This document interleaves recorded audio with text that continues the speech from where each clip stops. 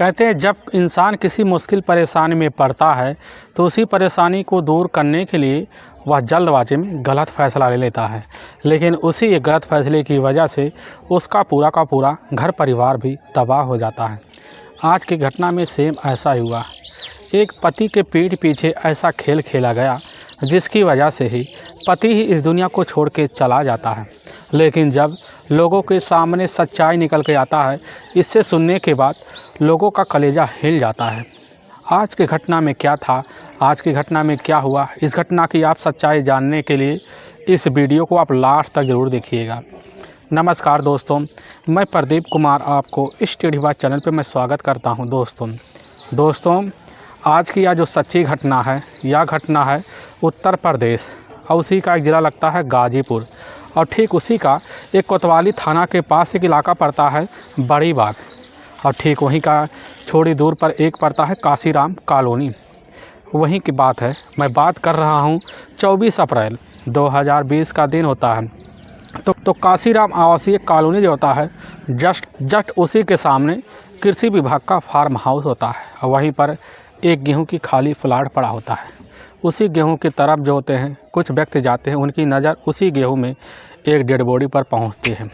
तुरंत ही वह लोग उसी समय कृषि फार्म हाउस में पहुंचते हैं, लोगों को इकट्ठा करके ले जाते हैं। तो वहां दिखाते हैं, लोग तरह तरह की बातें करते हैं, लेकिन उसी में से एक व्यक्ति होता है तुरंत ही अपने नज़दीकी कोतवाली थाने में फ़ोन कर देता है। अब वहाँ के सब इंस्पेक्टर होते हैं धनंजय मिश्रा, अपनी दल बल टीम को लेकर उसी घटना पर पहुँच जाते हैं। तभी देखते हैं काफ़ी ज़्यादा वहाँ भीड़ लग चुका होता है। उस भीड़ को हटाते हैं, देखते हैं उस डेड बॉडी के गले पर काफ़ी गहरे गहरे कुछ जो थे दबे हुए काले निशान पड़ गए होते हैं। पुलिस समझ जाती है कि इस व्यक्ति की गला दाब के ही हत्या की गई है। पुलिस वहाँ जितने भी लोग खड़े होते हैं उनसे पूछने लग जाती है क्या इस व्यक्ति के बारे में कोई जानता है, लेकिन जैसे पुलिस पूछती है उसी बीच उसी भीड़ को चीरती हुई एक महिला और साथ में एक छोटी बच्ची जो होती है उस महिला के साथ आती है, और तुरंत ही देखकर उस व्यक्ति को चिल्लाना शुरू कर देती है। वह कहने लगती है कि हमारे पति जावेद खां हैं और हम इनकी पत्नी हैं शहजादी, जो इसी काशीराम कॉलोनी के रहने वाले होते हैं। पुलिस उसी समय देखती है, पूछने लग जाती है कि यह सब कैसे हो गया। शहजादी कहने लग जाती है कि साहब हमें इसके बारे में नहीं पता, लेकिन कल यानी कि 23 अप्रैल को सुबह का टाइम होता है, उसी बीच वह जो था काम करने के लिए गैरेज में गए हुए थे, लेकिन शाम के टाइम जब वह ड्यूटी से नहीं लौटे तो इसकी वजह से हमें काफ़ी ज़्यादा परेशानी हुई। इसी परेशानी के चलते तुरंत ही हम लोगों से पूछताछ को कर दी, लेकिन उनका कहीं पर पता नहीं चला। इंस्पेक्टर जो होते हैं धनंजय मिश्रा उसी समय कह देते हैं कि इस समय तो पूरे भारत में लॉकडाउन चल रहा है, तो आपका पति दुकान पे कैसे गया होगा। शहजादी कह देती कि साहब चोरी छुपे हमारे पति का गैरेज जो था चल रहा था, शटर बंद करके पीछे से काम चलता था, इसीलिए आए दिन वह ड्यूटी पर जाया करते थे। और पुलिस जो होती है उसी समय वेद के बॉडी को कब्जे में लेकर अपने नज़दीकी सरकारी अस्पताल में पोस्टमार्टम के लिए भिजवा देती है। और पुलिस शहजादी को अपने ही साथ लेकर उसी समय थाना कोतवाली आती है। कोतवाली आने के बाद शहजादी की ही तहरीर पर धारा 302 के तहत ही मुकदमा दर्ज कर लेती है और इस केस को छानबीन करना शुरू कर देती है, करने भी लगती है। तभी पुलिस जो थी उसी समय घटना स्थल की तरफ दोबारा नज़र घुमाती है और उसी समय पा जाती है कि जावेद की जो पत्नी होती है असल में शहजादी उस समय उसके रोने की अवस्था कुछ और बयां कर रही होती है, क्योंकि ऐसा देखने में लग रहा था उसके आंसू नहीं बल्कि घड़ियाली आंसू है। पुलिस तुरंत अब जो होती है जावेद की पत्नी शहजादी के ऊपर शंका खा जाती है, हो ना हो इसकी पत्नी कुछ ना कुछ हमसे सच्चाई छुपा रही है। और पुलिस जो होती है उसी समय एक खबरी लगाती है, खबरी को शहजादी के उसी इलाके काशीराम कॉलोनी में भेज देती है। पड़ोसियों से पता करती है, तभी पता चल जाता है कि इनके घर में पति और पत्नी के बीच आए दिन झगड़े तकरार चलते थे, लेकिन यह झगड़े तकरार किस वजह से चलते हमें नहीं पता है। और पुलिस तुरंत जो होती जैसे इस बात को सुनती है और वह जानना चाहती थी कि झगड़े तकरार का कारण क्या था। हो सकता है इसमें इसकी पत्नी शहजादी का हाथ तो नहीं है, इसीलिए पुलिस सबसे पहले अब शहजादी का ही मोबाइल नंबर लिया गया था, उसका मोबाइल नंबर का पूरा CDR डिटेल निकाल के देखती है। तभी चौंकाने वाला खुलासा भी हो जाता। पता चलता आए दिन शहजादी से एक नंबर से कई घंटे और कई दिनों तक लगातार बात होते थे, लेकिन रात जो होता है 23 अप्रैल को लगभग 1.5 घंटे भी बात हुए थे। और पुलिस के जो शंका होता है तुरंत ही उस बात हुए नंबर पर, यानी कि उसका ही पड़ोस का रहने वाला होता है सिकंदर, जिसकी उम्र होती है मात्र 26 साल के आसपास। और जैसे पुलिस सिकंदर के बारे में पता पाती है, उसी समय पुलिस अब बिना कुछ पूछे न ताछे उसी समय जावेद की जो पत्नी होती है शहजादी को अपने ही कस्टडी में लेने के लिए उसी काशीराम कॉलोनी में जाती है। और जब जाती देखती वहाँ पर उसके घर में ताला लटका हुआ है। पुलिस को अब शंका हो जाता हो ना हो अपने पति को रास्ते से हटाने में शहजादी का पूरी तरह से हाथ है।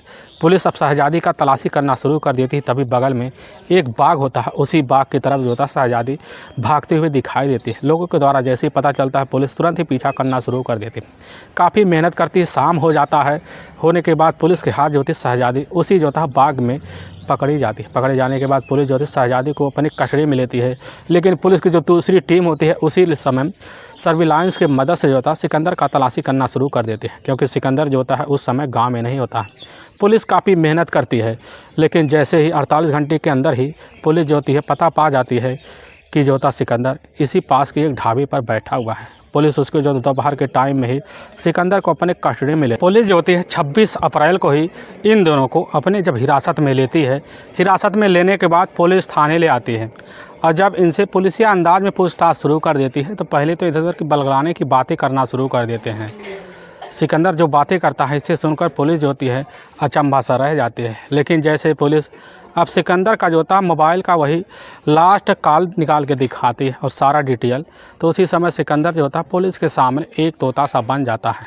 बिना कुछ लेट किए पुलिस के सामने तुरंत ही अपना जो होता है जावेद की हत्या का जुल्म जो कबूल करता है। इससे सुनने के बाद तो पुलिस को भी उनके कानों पर विश्वास भी नहीं होता है। असल में पश्चिमी बंगाल का एक जाना माना ब्रिज पड़ता है हावड़ा, और ठीक उसी के पास एक जो होता है इलाका पड़ता है असाता। वहीं के रहने वाले होते हैं सुलेमान और उनकी पत्नी होती है नाजमा। उनके टोटल 3 बेटे होते हैं जिसमें एक बेटी होती है। सबसे बड़ी जो बेटी होती है और यह होती है सिर्फ शहजादी, जिसकी उम्र होती है मात्र उस समय 19 साल के आसपास। शहजादी जो होती है अपने भाइयों की सबसे लाडली बहन भी होती है। अब इसीलिए सुलेमान जो होते हैं अपनी बेटी को काफ़ी घर में छूट-छाट देकर रखते हैं, जिसकी वजह से शहजादी अपने मन के मुताबिक पढ़ाई लिखाई में काफ़ी ज़्यादा फोकस करना शुरू कर देती है। लेकिन जब शहजादी का पढ़ाई में मन ना लगता तो इसी बीच गांव में छुट्टी कर काफ़ी लोगों के साथ हंसता खेलना जारी रखती थी। लेकिन धीरे धीरे यही शौक़ जो होता है शहजादी का पैसे के बलबूते पर बढ़ना शुरू हो जाता है। तभी शहजादी जैसे अपनी जवानी के दहलीज पर पहुंचती है तो उसी बीच शहजादी जो होती है उसके नखड़े बढ़ना शुरू हो जाते हैं, और जब बढ़ने लगते हैं तो उसके बड़े बड़े शौक़ भी हो जाते हैं। वह सोचने लग जाती है कि एक दिन हम बड़े आदमी बनकर अपना नाम ज़रूर इस तरह रोशन कर देंगे, लोग हमें याद करेंगे। इसीलिए शहजादी जब सुबह अगर काम के लिए निकलती, लेकिन जब शहजादी पढ़ाई के लिए निकलती तो सुबह जो होता है जीन्स टॉप पहन के निकलती, जिसकी वजह से जब गली में चलते हैं तो लड़के ज़्यादातर उसी पर निगाहें टाक कर बैठी करते हैं, जिसकी वजह से शहजादी को समझते देर नहीं रहती कि हमारे पीछे अब लड़के हाथ धोकर पड़ गए। इसीलिए शहजादी अपने इसी खूबसूरती का इस्तेमाल करने के लिए गांव के सबसे हैंडसम और सबसे पैसे वाले लड़के से करीबी रखना शुरू कर देती है और उनके अपने काबू में फंसाकर उनके साथ जो होता है मौज मस्ती लेकर अपना पूरा तौर तरीके से ज़िंदगी बिताना शुरू कर देती हैं। पूरी यह सिलसिला जो होता है पूरे गांव में अफरा तफरी की तरह फैल जाती है। लेकिन जब शहजादी को जो पिता होते हैं जैसे सुलेमान को खबर लगता है तो उसी समय अपनी बेटी को बुलाकर और साथ में शहजादी की जो माँ होती है नजमा जैसे सुनती काफ़ी दंग सा रहकर वहीं पर धमकाना शुरू कर देती है। काफ़ी डांट डपाट लगाती हुआ कहने लगती हैं आज के बाद तुम्हारा इस घर से बाहर निकलना बंद है, पढ़ाई लिखाई भी बंद है। उसी समय सुलेमान जो होते हैं अपनी पत्नी के साथ मिलकर अपनी बेटी का हाथ पीले कराने के लिए फ़ैसला ले लेते हैं, ताकि बेटी जब खूंटे से बच जाएगी कहीं उछल कूद नहीं पाएगी। इसीलिए तुरंत ही अपनी बेटी के लिए लड़की की तलाशी करने के लिए रिश्तेदारों के पास फ़ोन करते हैं। तभी सुलेमान को पता चलता इसी हावड़ा के पास जोका गांव पड़ता है, वहीं के रहने वाले होते हैं शाहजहां। उन्हीं का बेटा होता है जावेद खां, जो उस समय अपने इलाके में रहकर उस समय मोटर मैकेनिक का काम सीख रहा होता है। तुरंत जाकर सुलेमान शाहजहां से ही जावेद और उस समय शहजादी का रिश्ते की बात करते हैं। रिश्ते की बात करने के बाद शहजादी और यह जो होती है जावेद की दोनों की शादी काफ़ी तौर तरीके से कर दी जाती है। अब शहजादी जो होती है अपने पति जावेद के पास आकर काफ़ी तौर तरीके से रहना शुरू कर देती है। लेकिन शहजादी जो थी, शहजादी के जो सपने होते हैं वह उसी समय पूरे के पूरे पीछे वाले धरे के धरे रह जाते हैं, जिसकी वजह से अपने ही घर में आकर अपनी खुशियों को उस समय काफ़ी बेरहम तरीके से बटोरना भी चाहती है। लेकिन उसके पति की ज़िंदगी के आगे उसकी जो थी खुशियाँ पूरी तरह से तबाह हुए होता दिख रही होती है। लेकिन कैसे का तैसे कर वाज होती है, कुछ वक्त उसी शहर में और उसी गाँव में बिताती है। लेकिन जब लगने लगता है कि जावेद को कि हमारी पत्नी का जो खर्चा है वह शहजादी का इस गांव में रहकर चलने वाला नहीं है, इसीलिए तुरंत जावेद जो होता है तुरंत ही अपनी पत्नी शहजादी को लेकर उसी समय उत्तर प्रदेश के ही गाजीपुर के ही कोतवाली क्षेत्र के पास एक जाना माना इलाका पड़ता है, काशी राम कॉलोनी। वहीं पर आकर अपनी पत्नी शहजादी के साथ रहना शुरू कर देता है और वहीं पर जाकर पास के इलाके में उस समय जावेद जो होता है वहाँ एक गैरेज में जाकर मोटर मैकेनिक का काम करने लगता है। उसका जो टाइम होता है सुबह 9 बजे निकल जाता तो जो होता लगभग कभी शाम को 9 बज जाता, कभी 10 बज जाता, और जिसके बाद काफ़ी मेहनत जाकर वहाँ करता और इसी के बदौलत उसके पास जो होता है काफ़ी ज़्यादा पैसे आते हैं और इसी पैसे की बदौलत जो होता है शहजादी का जितना शौक श्रृंगार का खर्चा होता है सभी को पूरी तरह से देख रेख करता है। ऐसे ऐसे इनकी ज़िंदगी का जो होता है लगभग 11 साल वक्त बीत जाता है। इसी बीच शहजादी के 2 बेटियां और 1 बेटा होता है। सबसे छोटा जो बेटा होता है मात्र 3 साल का होता है। इसी बीच जैसे शहजादी को लगने लगता है कि हमारे पति के अंदर अब शारीरिक सुख देने का कोई समय बचा ही नहीं, इसीलिए तुरंत शहजादी जो होती है उसी बीच अब जावेद से झगड़े तकरार करना शुरू कर देती है। झगड़े तकरार इतना बढ़ जाते हैं कि आए दिन जावेद और शहजादी के बीच मार पिटाई भी हो जाता था। इसी बीच जो होता है उसी का पास का ही रहने वाला सिकंदर होता है। सिकंदर जो होता है असल में वह पेशे से एक कार ड्राइवर होता है। उसके घर परिवार में उसके माता पिता भी होते हैं।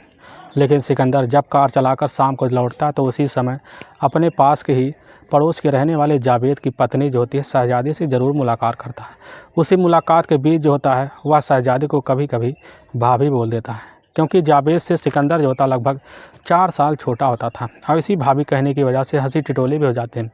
लेकिन हंसी टिटोला का जो सिलसिला होता है ऐसे ही चलना शुरू हो जाता है।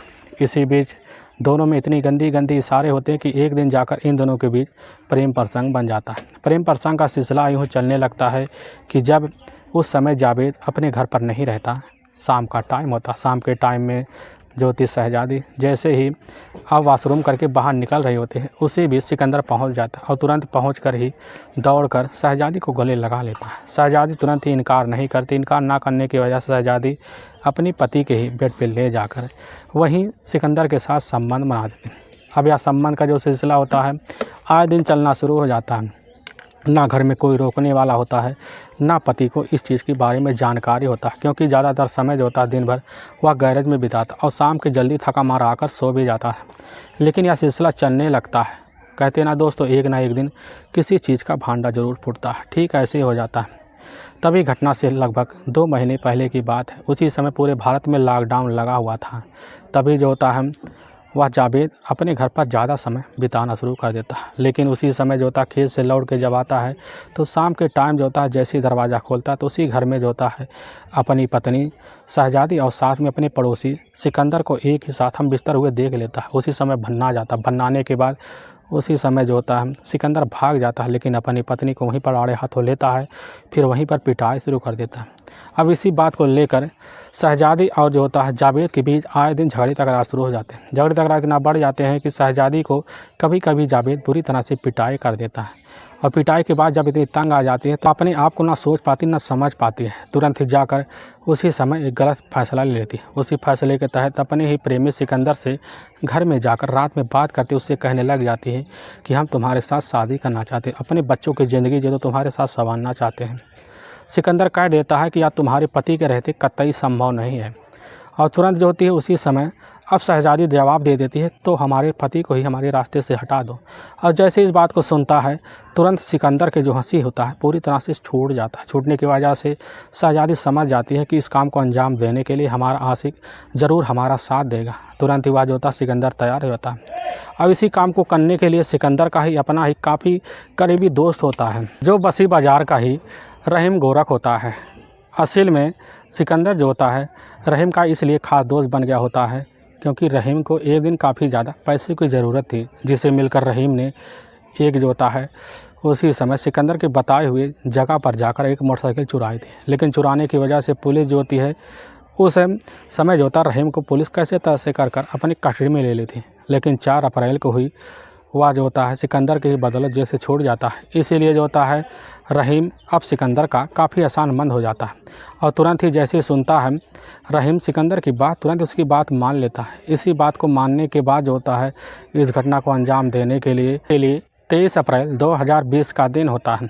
शाम का टाइम होता है। जैसे जावेद अपने गैरेज से काम करके लौट रहा होता है तो उसी बीच जो होता सिकंदर रास्ते में गांव के बाहर उसी कृषि विभाग का जो फार्म हाउस होता है उसी के बगल उससे मिल जाता है। और जैसे मिलता है तुरंत मीठी मीठी बातें कर उसको उसी समय सिकंदर अपनी ही जेब से 3 शराब की बोतल निकाल के दिखा देता है। एक तो ऊपर से जो होता है जावेद पियक्कड़ भी बन गया होता है और जैसे बोतल देखता है तुरंत ही उसके साथ पार्टी करने के लिए तैयार हो जाता है। और रहीम और सिकंदर दोनों मिलकर उसको ले जाकर उसी गेहूं के खेत में बैठकर पीछे से काफ़ी शराब जो होता है अपनी तरफ से बार बार पिलाते हैं, जिसकी वजह से जावेद वहीं नशे में काफ़ी बेसुध हो जाता है। बेसुध होने के बाद दोनों मिलकर अब जो होता है वहीं पर जावेद का गला अपने हाथों से दबा देते हैं। दबाने के बाद वो समझ जाते हैं कि जावेद इस दुनिया को छोड़ के चला गया होता है। तुरंत सिकंदर जो होता है अपने जेब से मोबाइल निकाल कर अब जो होती है जावेद की जो पत्नी होती है शहजादी के पास फ़ोन कर देते हैं और इस चीज़ की सूचना देते हैं। तुरंत ही शहजादी जो होती है खुशी से उछल पड़ती है, समझ जाती है कि अब तो हमारा जिंदगी होती है काफ़ी आसानी से गुजरेगा, हम जाकर अपने आशिक सिकंदर के साथ शादी कर लेंगे और ना हमें कोई रोकने वाला होगा ना टोकने वाला होगा। लेकिन वाकई में दोस्तों जैसे ही पुलिस के सामने सिकंदर और शहजादी के थ्रू यह सच्चाई निकल के आता है, पुलिस उन्हीं की ही तहरीर पर अब जाकर रहीम को भी अपनी कस्टडी में लेते हैं। कस्टडी में लेने के बाद इन तीनों को ले जाकर वहाँ की कोर्ट में पेश करते हैं। कोर्ट में पेश करने के बाद पुलिस जो होती है तीनों बच्चों को ही उनके नाना के यहाँ सौंप देती है और पुलिस की टीम इन तीनों को ले जाकर वहाँ पर ही गंभीर धर्म मुकदमा दर्ज करके ले जाकर जेल में डाल देती है। दोस्तों हमें इस घटना का सुनाने का उद्देश्य किसी को परेशान करना नहीं है और ना ही किसी को दिल को ठेस पहुंचाना है, बल्कि आपको यह बताना है कि आप जहां भी रहें आप सावधान और सतर्क जरूर रहें। दोस्तों अगर आपको यह वीडियो पसंद आ रहा तो इस वीडियो को आप ज़्यादा से ज़्यादा शेयर और सब्सक्राइब जरूर करें, जिससे हम आपके बहुत आभारी रहेंगे। फिर मिलेंगे एक नई वीडियो के साथ, तब तक के लिए जय हिंद और जय भारत।